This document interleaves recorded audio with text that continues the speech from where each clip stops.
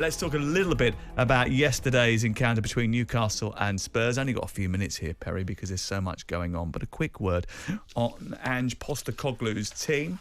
Alexander Isak scoring once again. He scored twice yesterday. I thought he was absolutely terrific in the game. In fact, he's been terrific for some while. But Eddie Howe ruthlessly exposed that high line and the vulnerabilities on turnovers of possession that Spurs have. Look, Postecoglou's won 7 titles in his career. He's done a brilliant job, but is he in danger of being part of the reason for throwing away a brilliant start to the season with either stubbornness, the lack of being able to change in-game, or reluctant to fix the obvious? You have to sometimes adapt to what's going on in front of your eyes in games. And as you said there, I've been at the Tottenham Hotspur Stadium, I think 4 times this season, and they've played exactly the same every single time. 3 times they're 1-0 down at half-time. The other time they're 1-0 down after 75 minutes when they got a brilliant free kick.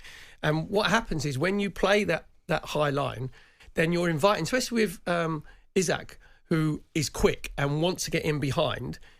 Eddie Howe would have worked all week on just like the up, back and through, where you time your runs, you make sure, like his second goal, he was, a yard in his own half? Yeah. And I know Van der Ven's quick, but he was wearing roller skates yesterday, to be fair, wasn't he? He was like a baby giraffe doing dancing on ice, because he must have, obviously they walked the pitch, there must have been something wrong with his studs or whether it's moulders or whatever, because he fell over He's twice. due a bad day. I mean, he's had a brilliant season. He's had a brilliant season, but that's because how many times has he always been the last man defending? How many times has he got them out of trouble because he's so quick? And it can't keep going. James Maddison, I've watched him, his body language, he's getting a bit of the ump because he's not getting any room to be able to play in that 10 position, because Porro comes in, doesn't he? Udogie comes in.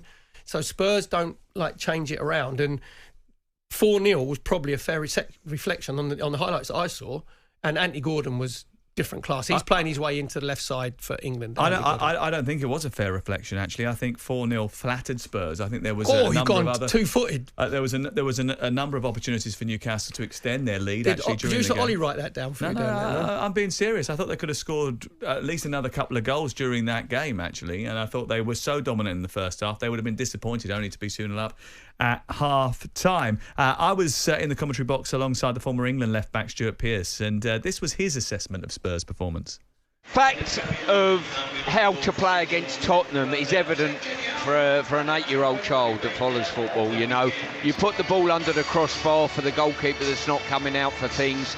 You play the ball in behind as early and as quickly as you possibly can, and if you're a front player, as soon as the ball gets turned over or prior to that, get yourself in a good position to spin in behind and run in behind. And that is enough to create a lot of chances against this Tottenham team at the moment in time. That was Stuart Pearce's assessment. An 8-year-old can work out how to play against Tottenham Hotspur.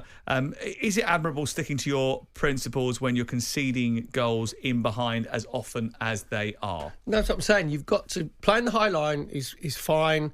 I came from a background, obviously, Arsenal playing the offside trap, basically. But you have to have pressure on the ball. If you looked at Isak's second goal, where I said he's on a... That's just a quarterback passing it from Guimaraes, where he thinks... Yeah. He pinches it and then quickly turns it through. Yeah, but what he does is he just thinks, I know what I'm going to do. He didn't have to look, because he knew that Isak was going to spin and trying to get in behind. So it's all very well playing the high line, but what you've got to do is pressure on the ball. Then when you haven't, then you have to drop off. Then you have to drop off like 10, 15 yards. Should he be reacting? I mean, listen, he says, we've got this philosophy, this is us, this is how we're going to play, mate. But should he actually be sitting there, analysing it in-game, realising the 2-0 down at half-time, if we continue playing like this way, we are going to fall further behind in the match, and adapt? I don't think he's going to, because you said no, I understand you don't think he's going to. He should be. But is he wrong in not doing it? Yeah, but if you're an elite coach, which Postecoglou aspires to be, he's not obviously there yet, because you're in the toughest team in the world. Is that stopping him from being considered? Yes, because you get worked up.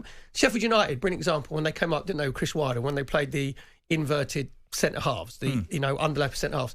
Next season, get found out, they got relegated. I'm not saying Spurs are going to be in that sort of trouble, but Spurs fans are loving the fact Ange Ball, where it's on the front foot of the dirge that they had with Conte, didn't they, and with Jose Mourinho.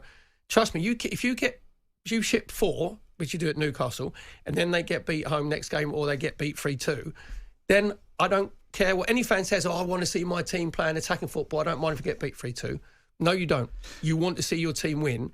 And well, they'll certainly care about it after a brilliant start where they were top of the table for 26 Premier League nights. If they end up slipping out of the top four, well, the next few games, Arsenal at home, Chelsea away live on talkSPORT, Liverpool away, Burnley at home, Manchester City at home live on talkSPORT, and Sheffield United away. They're their final fixtures of the season. And you can see a scenario there where there'll be a couple of other hidings coming, and if they don't end up getting Champions League football, that will be a very rare occurrence to start the way they did in terms of the number of points that they got from the first 10, 15 games of the season and not get top four. That'll be a major disappointment. It'll be a disappointment, but it won't be a major failure. Because I always think that as a manager, him coming in, obviously we know he's been very successful in Japan. You said he's been successful in Australia, in Scotland. He's setting his stall out to change the culture at Spurs, which he has done actually quicker than what I thought he would, from all of the doom and gloom to Tottenham Hotspur fans actually looking forward to going to the Tottenham Hotspur Stadium. And he should be admired for that. Yep, definitely. But even like Pep Guardiola, one of the greatest coaches I've ever seen, he will adapt his tactics in game. Man City have a way of playing, but he will make tactical tweaks or personnel tweaks where if the game's not going your way, you have to change it.